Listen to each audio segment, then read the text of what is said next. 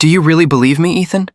Lily's voice trembled when she asked that, her eyes searching mine like she already knew I'd say yes. I do, I said without hesitation. I always have. Even now I can still hear that conversation echoing in my head. Back then, love felt like faith, blind, reckless, beautiful. She was everything I thought loyalty was supposed to look like. Soft-spoken, misunderstood, and worth fighting for. The rumors had started on campus like wildfire. Lily Evans cheated on her midterms and slept with a professor to pass. I still remember the laughter in the cafeteria, the way people whispered her name like poison. And me? I stood right in the center of it all, defending her with more fire than sense. She didn't cheat, I shouted once, slamming my tray down so hard that everyone turned. You all talk like you know her. You don't know anything. Lily had stood at the doorway that day, tears clinging to her lashes. Later that evening, she found me behind the library, sitting on the steps. You shouldn't have done that, she whispered. They'll start hating you too. Let them, I said.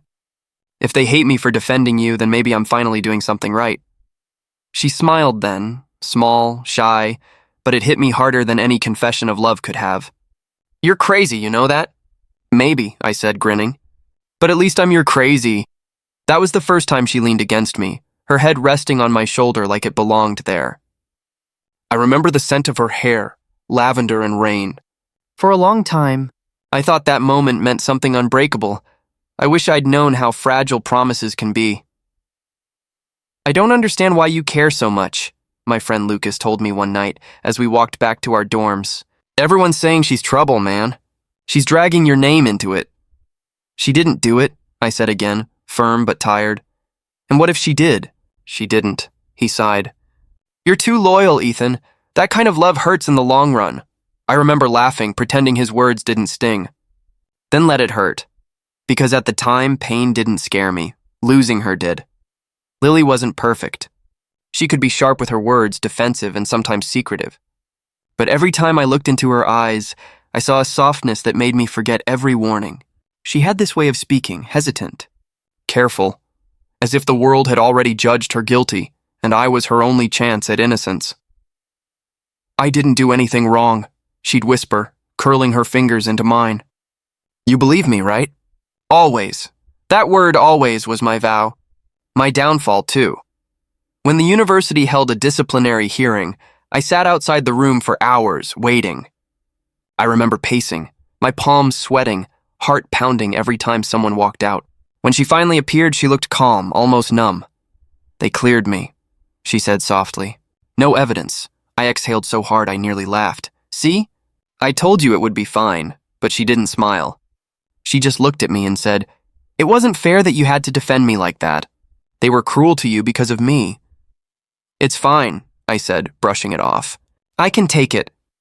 No, Ethan, she murmured, her voice trembling. You shouldn't have to take it. I'm not worth that. I caught her chin, forcing her to look at me. You are worth everything. For a moment, the world felt right again. She kissed me, slow, grateful, uncertain. My heart didn't just beat for her then, it surrendered. Months passed and the whispers faded, but something inside me stayed restless. Every time she came home late from class or silenced her phone, I felt a flicker of doubt I couldn't admit out loud. Maybe it was just fear of losing her. Maybe it was instinct, but I buried it deep. Ethan, she said one evening as we sat by the river, watching the city lights ripple across the water. You're the only one who ever stood by me. That's how love works, I said. You protect the people you care about. She looked at me with something unreadable, sadness, maybe guilt. What if one day I do something you can't defend? Then I'll still try. Even if I don't deserve it? Especially then. She smiled, but her eyes shimmered with something heavy. You don't know how much that scares me. I reached for her hand, tracing my thumb over her skin. Don't be scared of love, Lily. I'm not scared of love, she whispered. I'm scared of losing yours. Back then, I thought she meant it as a promise. Now I know it was a warning, but I didn't hear it. I just kissed her forehead and said softly, You never will. If I'd known how wrong I was, maybe I wouldn't have loved her so blindly. But at that time, all I wanted was to protect her name, even if it meant losing mine. Guess who just joined my firm? Lily said one morning, her voice light but her eyes darting from mine to her coffee cup. I looked up from the screen. Don't tell me, Ryan Blake, she froze. You still remember his name like it burns. It does. I shut my laptop. He stole my design, took my promotion, and smiled while doing it. Of course I remember. It's been 3 years, Ethan. 3 years doesn't erase theft, she sighed. He's just another employee now. My team barely talks to him. Barely? I echoed. That's not none.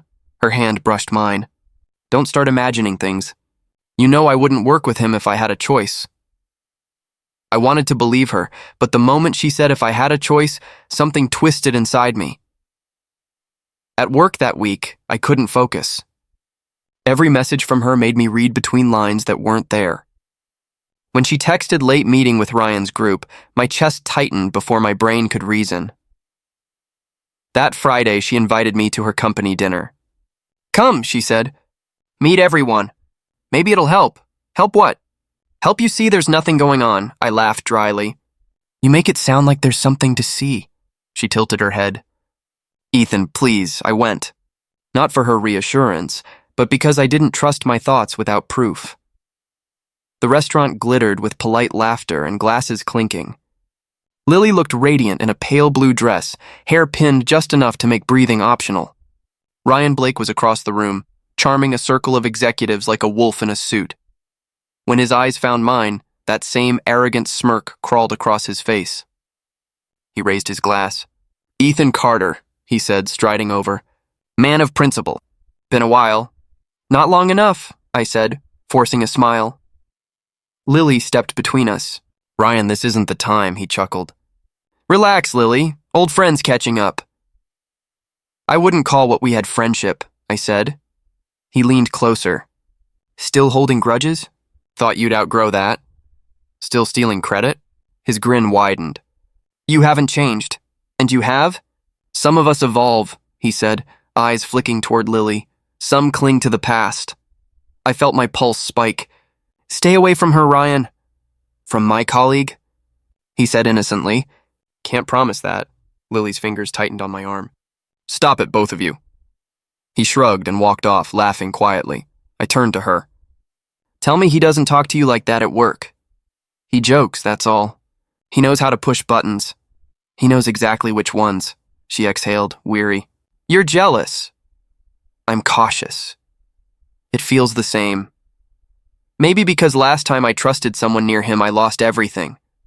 Her expression softened. You won't lose me. I hope not. But even as she said it, Ryan's voice drifted from across the room, smooth and confident, and I saw her glance his way, briefly, but enough to cut. Later that night in the car, silence filled every corner. The streetlights painted stripes across her face. He's not who you think he is, she said quietly. I think he's exactly who I know he is, I replied. A man who uses people. She looked out the window. Maybe people use him too, I frowned. Why defend him? I'm not defending. I'm trying to make peace between you two. There's no peace with someone who profits from betrayal. She turned to me, eyes tired. You're making this harder than it is. Because I remember what it felt like to be humiliated, and I remember what it felt like to be defended, she whispered. You fought everyone for me, Ethan. Maybe now it's my turn to fight you. For you. Her words disarmed me. I wanted to believe them, but the image of Ryan whispering in her ear during dinner replayed like a curse. She had laughed, softly, nervously, and I'd felt something break. When we reached her apartment, she touched my hand. Don't let your hate for him ruin us, I forced a smile. As long as he stays in his lane, we're fine. She nodded, kissed my cheek, and slipped inside. I sat there in the car, gripping the wheel. Through her window, I saw her phone light up. For a second, I swore his name flashed across the screen before it went dark again. The night air felt heavier than before. I started the engine, whispering to myself, I defended her once. I just hope I won't have to defend her from him. But deep down, I already knew I would. It was almost midnight when I called her. The office lights flickered and my phone buzzed against the desk. No answer. I tried again. Voicemail. Hey, Lily, I said, my voice steady but tired. I'm heading home. Call me back, okay? I waited a few minutes, staring at the city skyline. My laptop screen dimmed, but the silence didn't. I checked her location out of habit. It showed an address I didn't recognize. I zoomed in. Ryan's apartment block. My stomach turned cold.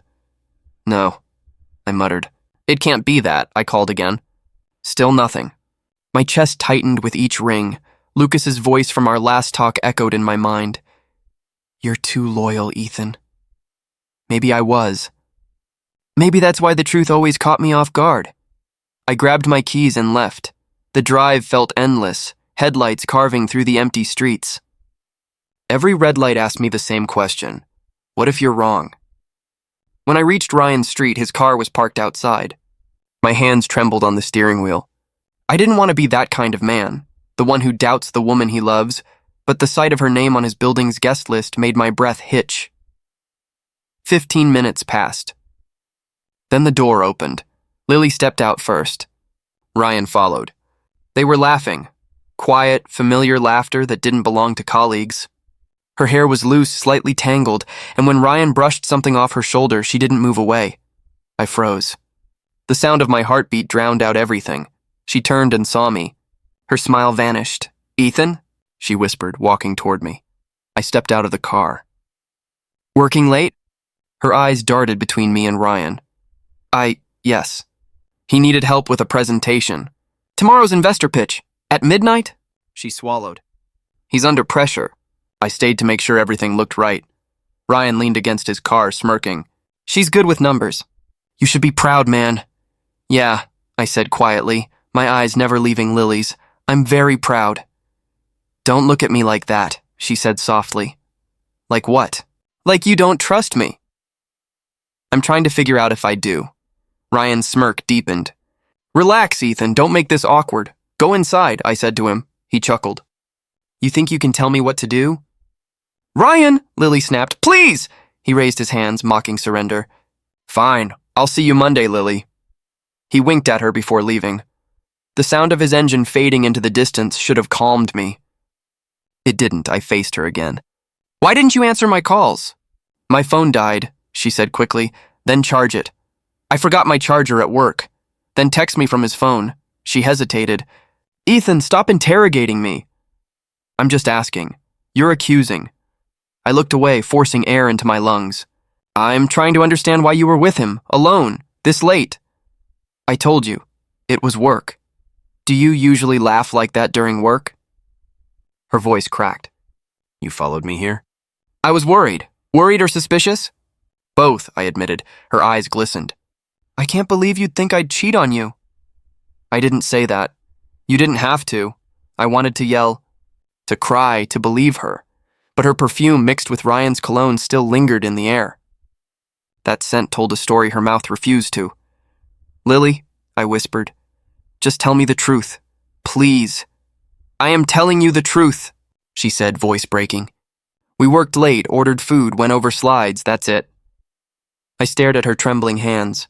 She wasn't a good liar, but maybe she believed if she repeated it enough, it would sound like truth.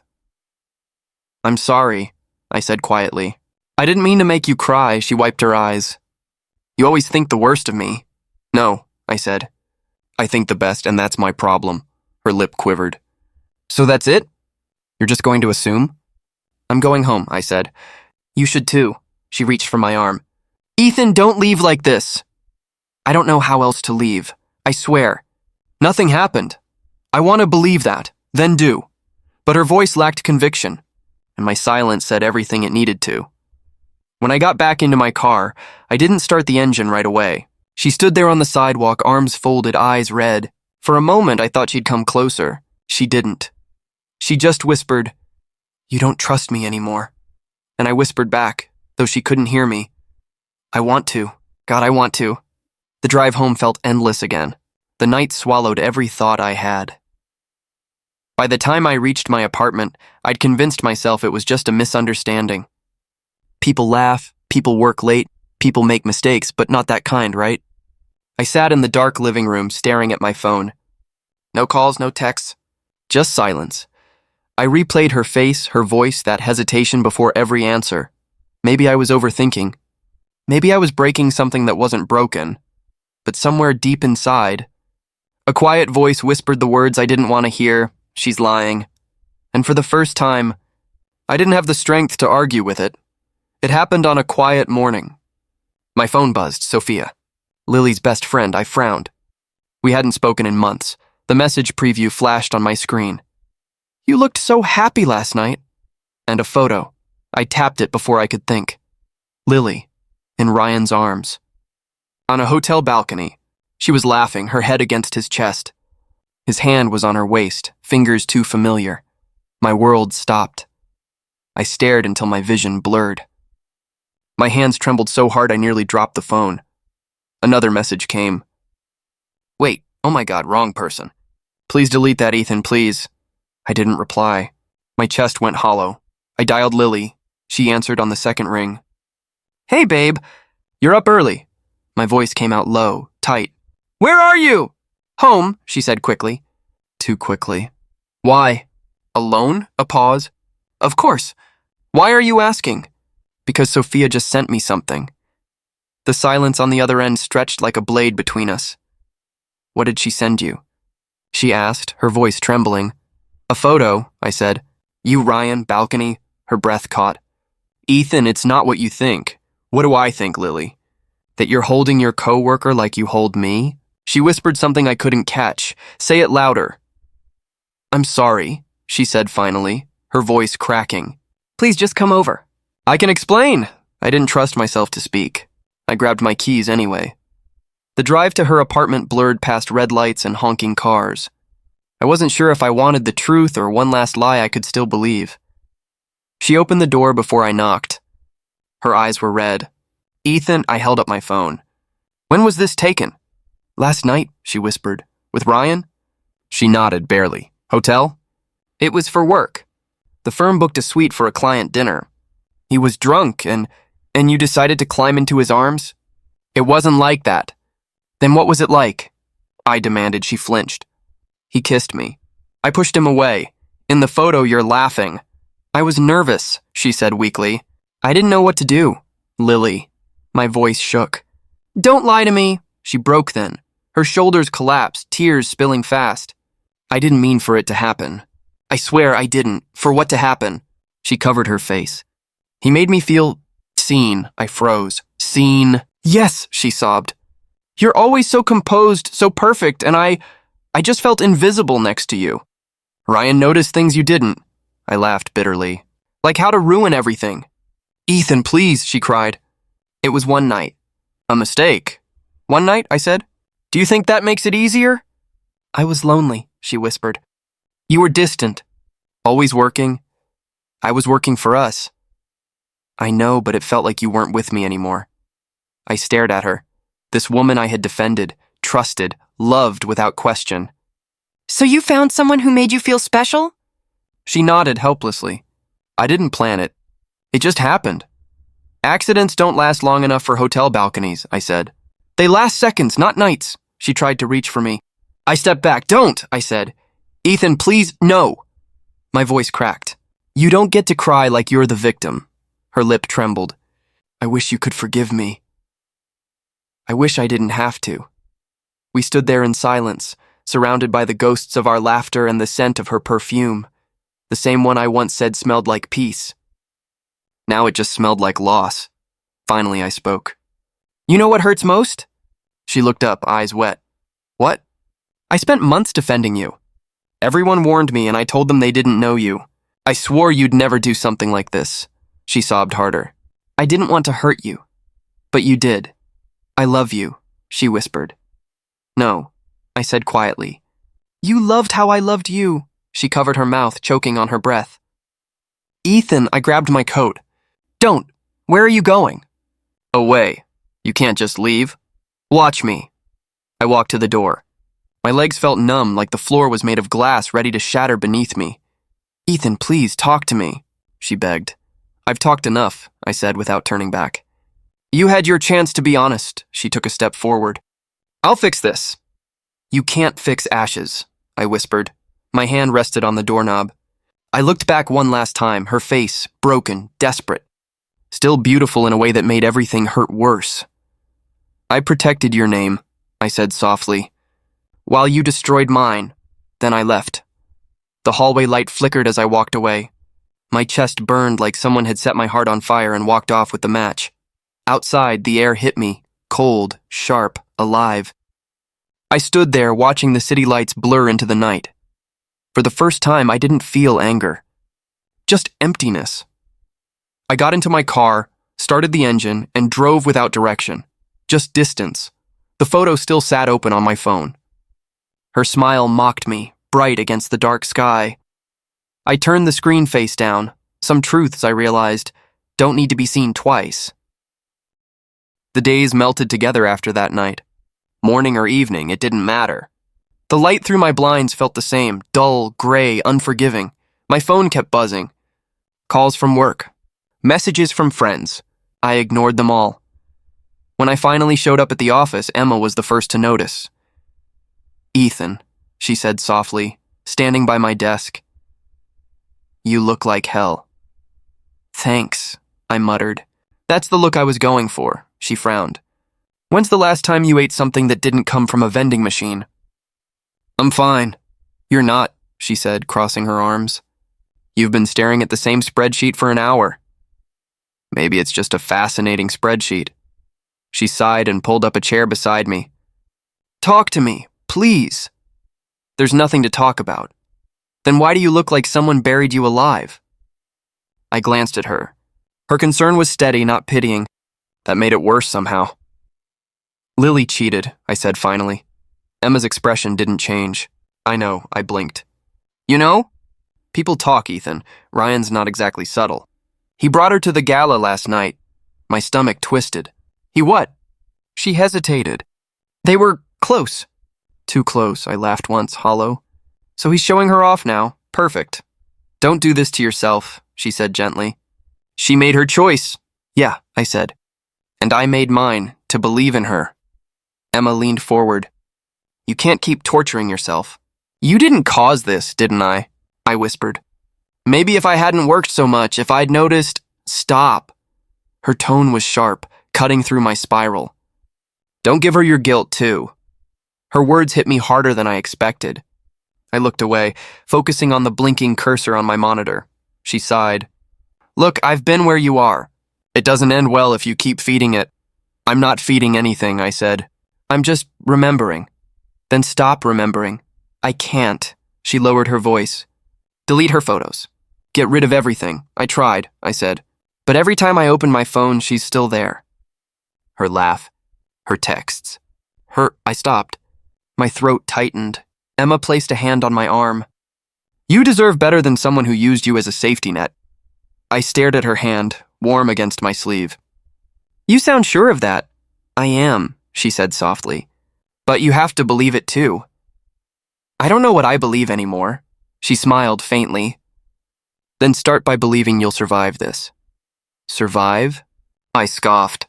"I'm barely breathing." "Then breathe," she said. "One day at a time." Her calmness made me feel both grounded and hollow. Later that night, I sat in my apartment, surrounded by the ghosts of what used to be ours. The couch still smelled faintly of her perfume. The wine glasses she bought sat untouched. I opened my gallery. Hundreds of photos. Lily smiling at the beach. Lily asleep on my chest. Lily laughing at something I couldn't remember anymore. My thumb hovered over select all, then I deleted them. Every single one. For a moment, I felt light. Then the emptiness came, sharp, endless. The next day, Emma found me in the break room. "How'd last night go?" I deleted her photos. Her eyes softened. "Good. That's a start." "It didn't help." "It will," she said. Eventually, I looked at her. "Do you really believe that?" "I have to," she said. "Otherwise, people like us wouldn't make it." I almost smiled. "People like us?" "The ones who love too much," she said quietly. Her words stayed with me all day. But that evening, as I scrolled through social media, I saw them, Ryan and Lily, posing together at some corporate event. His arm was around her waist, her smile radiant. The caption read, "Power Couple Goals." My blood boiled, Emma's voice echoed in my head. Don't do this to yourself. But I couldn't stop the thought forming. Dark and quiet. He took everything from me, twice. When Emma called later, I answered, Ethan, are you okay? No, I said truthfully. What are you thinking? I hesitated. That maybe you're wrong. About what? About revenge not healing anything. Ethan, she said carefully, don't go down that road. Why not? He did. He got the job, the woman, the life. And you'll get your peace, she said firmly. Just not like this. I stared at the dark window, my reflection faint against the city lights. I'll try, I said finally. Promise me. I'll try, I repeated. But deep down, I wasn't sure I meant it. The morning I decided to stop breaking, I looked at myself in the mirror and didn't recognize the man staring back. My eyes were hollow, but there was something new beneath them, a spark. Not love, not pain, just hunger. I walked into the office with a purpose I hadn't felt in months. Emma noticed right away. You shaved? She said, surprised. Had to, I said. Dead men don't shave, she blinked. So, Resurrection Day? Something like that. Ethan, she said slowly, what are you planning? I'm done crying, I said. It's time I remembered who I am, she frowned. That sounds dangerously close to revenge. Not revenge, I said. Correction, she crossed her arms. Be careful. Fire burns both ways, I smiled faintly. I'm counting on it. That afternoon, I called Daniel Pierce, a journalist I'd met years ago when he covered Ryan's company's fake charity scandal. He owed me a favor. Ethan Carter, he said when he picked up. Haven't heard that name in ages. What's the emergency? I need information, I said. On Ryan Blake, Daniel chuckled. You mean the golden boy? Why? Let's just say I'm interested in how shiny his gold really is, he whistled. You're talking dirt? I'm talking truth. Truth costs, my friend. So does betrayal, I said. There was silence, then his voice lowered. Meet me tonight. Cafe Odessa, back booth. When I arrived, Daniel was already there with his laptop open, sipping black coffee. Still dramatic, I see, he said. Still nosy, I see. He grinned. You said you wanted to talk Ryan Blake. I've got a folder that'll ruin his PR team's sleep for weeks. Show me. He turned the screen toward me. Bank records. Shell companies. Hidden transfers. I leaned closer. Is this real? Every cent, he said. He's been laundering money through overseas accounts for 2 years. Classic corporate fraud disguised as consulting fees? Who else knows?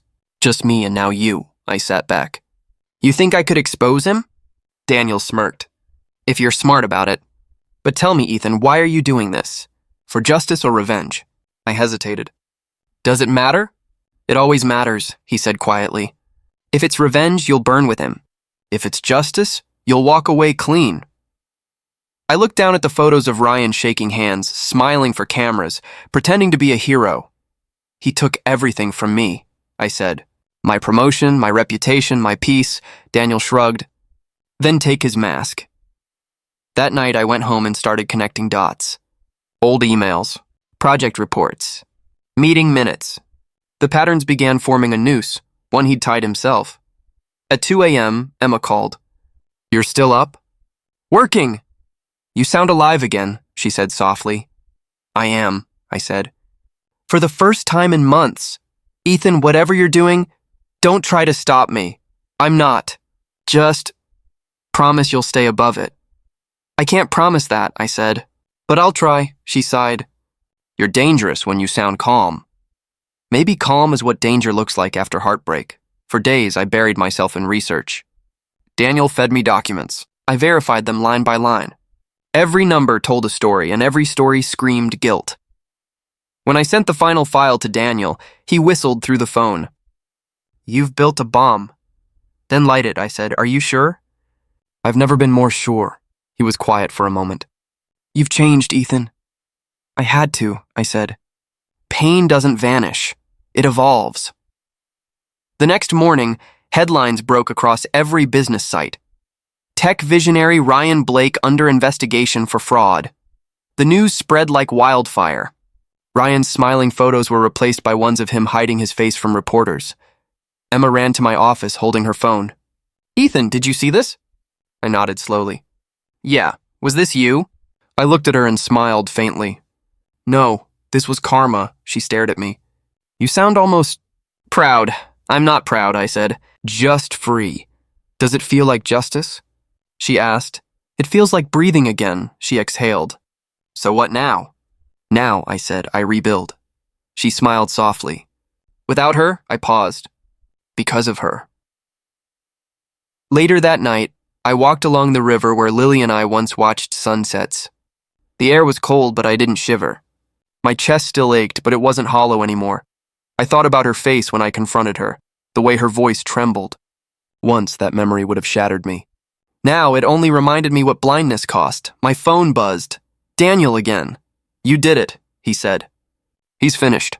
I stared at the dark water. Good. You don't sound happy. I'm not, I said. But I'm not broken either, he chuckled. Then I guess that's progress. Maybe, I said. Or maybe it's just peace in disguise. As I hung up, I whispered into the wind. You destroyed me. Lily. But you also woke me up.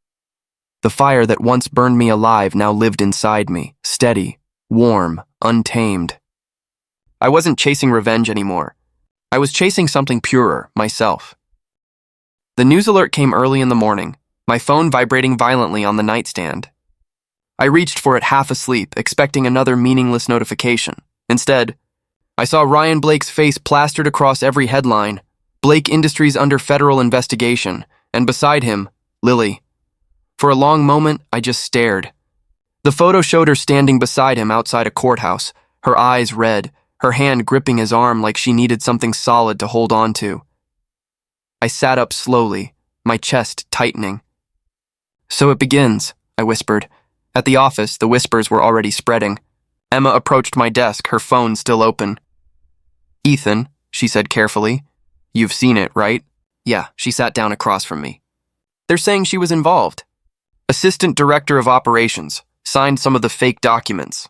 I exhaled, leaning back in my chair. She always said she trusted him completely. Emma hesitated. Do you think she knew? I shrugged. She knew the man he was. That should have been enough. A video link appeared in my inbox from Daniel. You'll want to watch this. I clicked it. Lily's voice filled the room. Ryan told me it was a marketing adjustment, she said, crying under the harsh lights of a press conference. I never knew it was fraud. I swear I didn't know. I froze. She looked thinner, pale, exhausted. Her makeup streaked under tears. Emma's voice was quiet. Do you believe her? I used to, I said. On screen, Lily kept talking, each word more desperate than the last. I only did what he asked. I just wanted to help. I thought he loved me. Something twisted in my chest, not pity, not anger. Just understanding. I turned off the video. The silence afterward was deafening. She traded love for comfort, I murmured. And now she has neither. Emma studied me. You sound almost calm. I am, I said. It's strange. I thought I'd feel joy seeing her like this. But I don't. What do you feel then? Clarity, she leaned forward. Ethan, you didn't need to destroy them. I know. They destroyed themselves, she said softly. I nodded. All I did was open the window. The truth did the rest, she smiled sadly. That's karma, isn't it? Yeah, I said quietly. And karma's patient. That night I went home and turned on the TV. Every channel replayed the same footage. Ryan being escorted by investigators. Cameras flashing, people shouting questions. One reporter called out, Ryan, is it true Lily Evans was your accomplice? He didn't answer. He just pushed through the crowd, jaw clenched. Lily trailed behind him, clutching her coat. For the first time, she didn't look untouchable. She looked human, small, frightened, lost. I muted the television. My heart didn't race. My hands didn't shake. There was no rage left in me. Emma called later that night.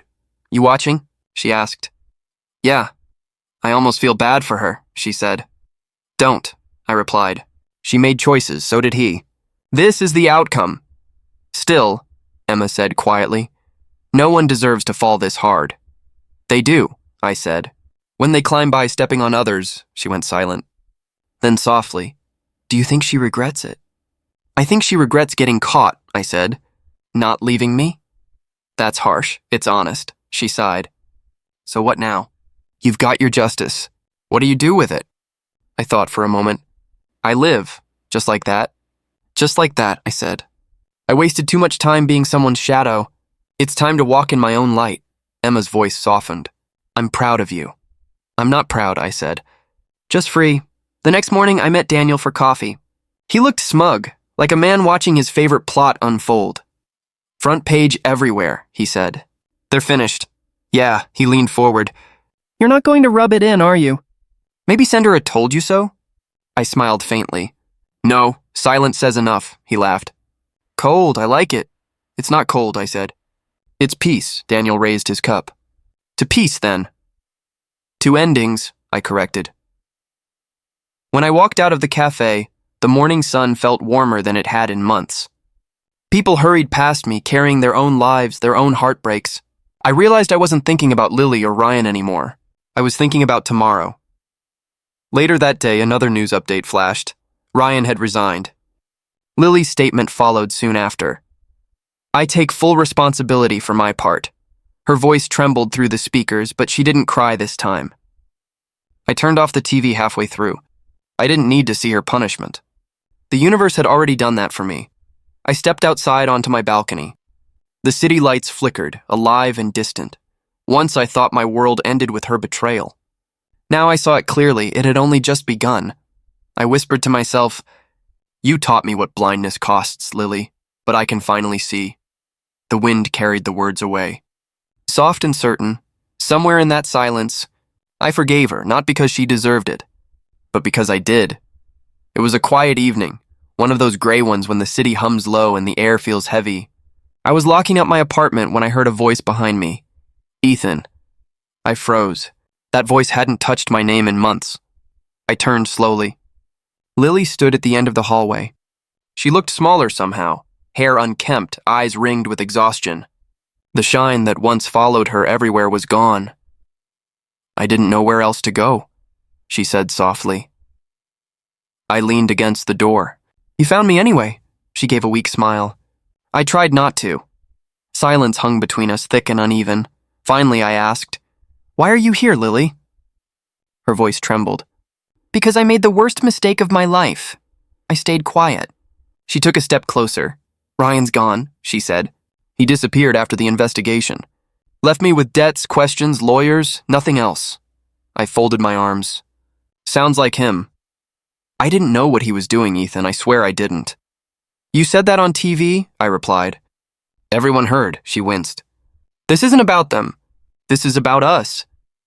There is no us, I said quietly. She swallowed hard. There used to be. I looked away. Used to be doesn't mean anything now, her voice cracked. I thought I was doing the right thing. He made me feel seen, important. You were always so calm, so sure of everything. I wanted to feel that too. So you traded truth for excitement? I asked. I traded love for illusion, she whispered. And the illusion burned. I didn't answer. My silence made her eyes fill. Do you hate me? She asked. I shook my head. No, she looked shocked. Then why won't you say something, anything? Because I already said everything that mattered, I told her. The night I walked away, she took another step. Please, just tell me I didn't mean nothing. I sighed. You meant everything once. But I can't live in once anymore. Her tears fell then, silent and trembling. I've lost everything, Ethan. My career, my name, and you. You lost yourself long before that, I said. She nodded weakly. You're right. I kept waiting for the noise to stop, for life to go back to what it was with you. But it doesn't. It won't, I said. We broke something that doesn't mend. She took a deep breath, voice shaking. I came to ask if you could forgive me. I looked at her for a long time. The woman standing there wasn't the one who once laughed in my arms. She was a stranger wearing her shadow. I already did, I said. Her brows lifted. You did? The day I stopped caring, I said quietly. That was forgiveness. I just didn't call it that. Her lips trembled. So that's it? That's it, I said. You wanted closure. There it is, she stared at me, tears falling faster now. I thought maybe we could start again. No, I said. We ended the moment you chose someone else's truth over mine. She shook her head, voice cracking. I was stupid. You were human, I said softly. But some mistakes rewrite the story forever. Her shoulders shook as she cried, no longer trying to hide it. You were the only person who ever really saw me. I still do, I whispered. Just not the way you want. She looked up, hope flickering through the tears. Then what do you see? A memory, I said. And memories don't come back, they just fade slower. For a moment we stood there, two ghosts in the hallway of what used to be love. She wiped her eyes. You're not angry? No, I said. Anger's heavy. I put it down a long time ago. Her voice broke into a whisper. I wish I had loved you right. I wish you'd just loved honestly, I said. She nodded, taking a shaky breath. Goodbye, Ethan. Goodbye, Lily. She turned and walked away slowly, the echo of her footsteps fading until only silence remained. I didn't chase her. I didn't need to. I walked back into my apartment, closed the door, and leaned against it for a long moment. The air felt clean. Forgiveness, I realized, wasn't about letting her in. It was about letting her go. And finally, I had. The news broke quietly. No explosions, no chaos, just a calm voice on the evening report. Ryan Blake sentenced to 8 years for corporate fraud.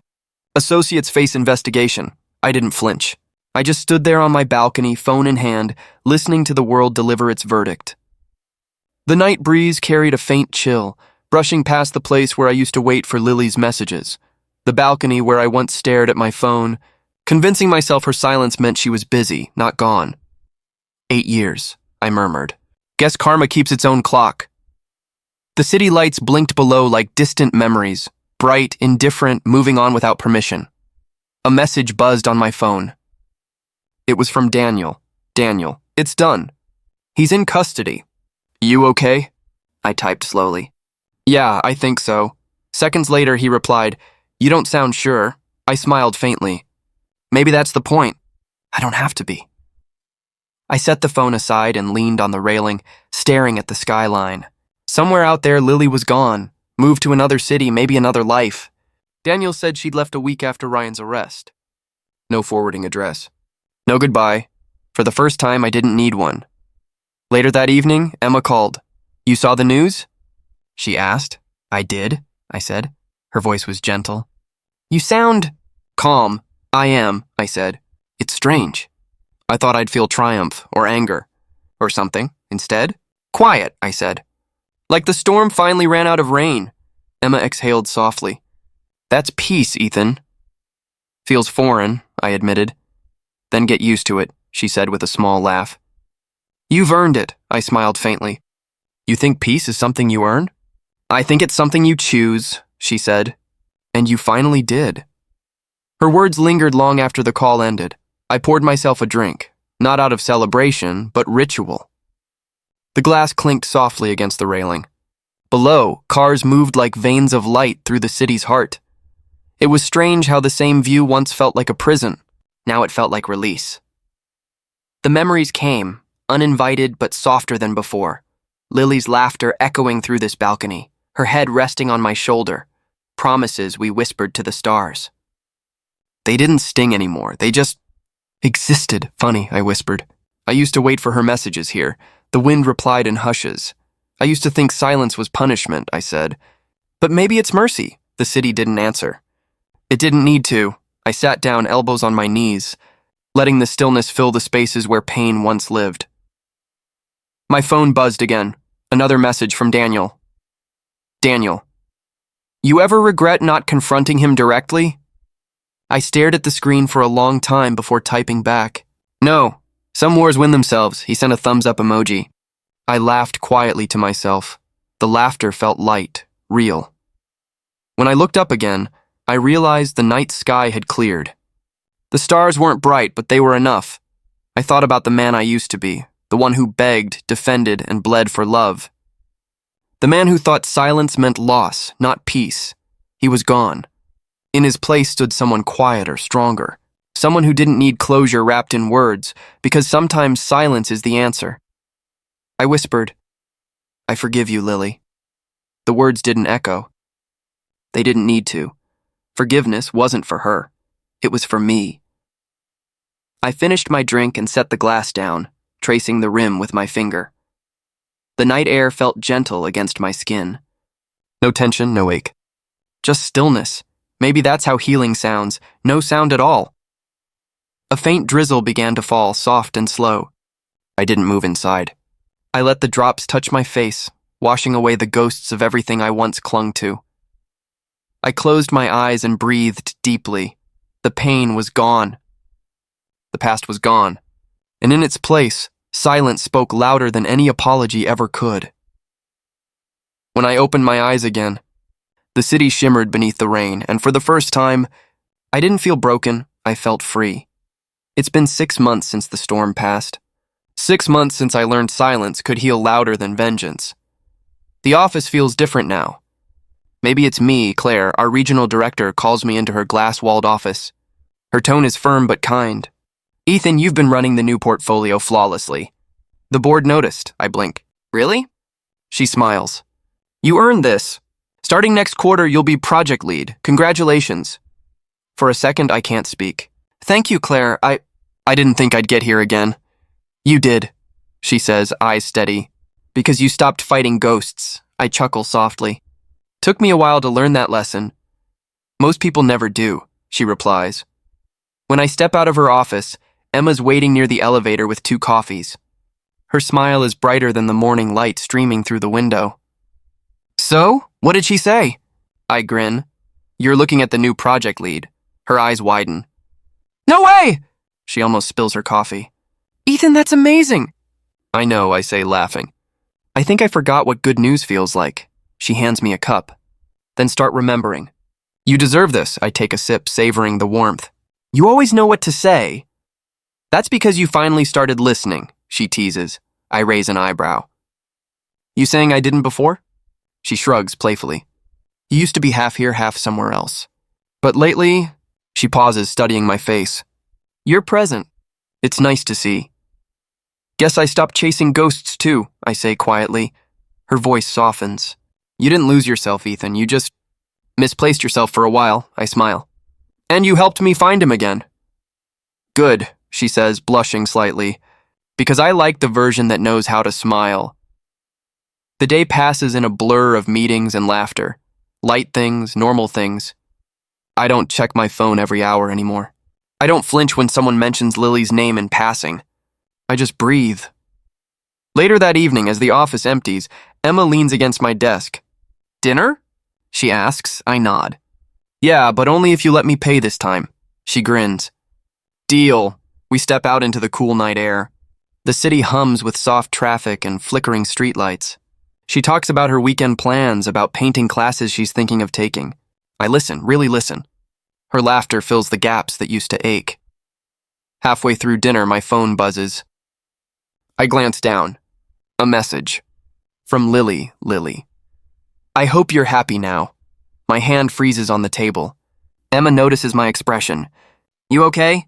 Yeah, I say, just old echoes. She nods knowingly. You don't have to answer.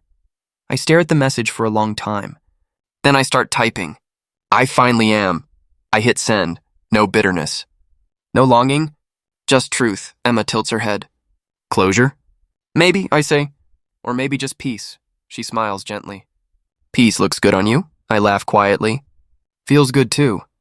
The rest of dinner flows easily. Stories, teasing, quiet moments where her eyes meet mine and I forget what heartbreak ever felt like. When we walk back to our cars, she hesitates.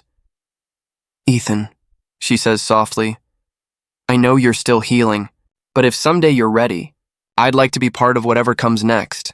Her honesty catches me off guard. I don't promise anything. I just step closer, brushing her hand with mine. I think I already want that, I whisper. Her smile is small but real. Then let's not rush it. I won't, I say. For once, I want to build something right. That night back home, I sit by the same balcony where everything once fell apart. The city glows beneath me, but it doesn't feel lonely anymore. I scroll through my phone, past old pictures I never deleted. Not out of pain, but acceptance. There's one photo of Lily and me, laughing at some forgotten joke. I look at it without anger. You taught me what love isn't, I whisper. And maybe that's just as important. I delete the photo. Not as an act of hate, but release. The screen goes black, reflecting my face. I almost don't recognize the man staring back. He looks calm, certain, free. Claire's words echo in my head. You stopped fighting ghosts. She was right. I lean back in my chair, staring at the city lights. For years I thought my worth was tied to someone else's validation, that protecting her meant protecting love itself. But love without respect is just desperation dressed as devotion, and I'm done being desperate. Emma texted me before bed. Emma, proud of you today. Don't forget to celebrate you, I reply. For once I will. I set the phone aside, step onto the balcony and close my eyes. The wind brushes my hair, cool and alive. The same wind that once carried my pain now feels like freedom. I whisper to the night. The reputation I saved wasn't hers, it was mine, because I once fought to defend a woman's name, thinking it defined who I was. Now I fight to defend my peace, my boundaries, my sense of self, and that's worth more than love ever was. As the city hums below, I realize I don't need closure or revenge or proof. I already won, not by breaking someone else, but by rebuilding myself. Maybe that's what redemption really looks like, not fireworks or apologies, but quiet moments where you can finally look at your reflection and smile without guilt. I finish my drink, letting the cold glass rest against my lips. Tomorrow will come, with its noise, deadlines and imperfections, but I'll face it standing tall, not chasing ghosts. Before heading inside, I whisper one last truth to the stars. I'm finally home.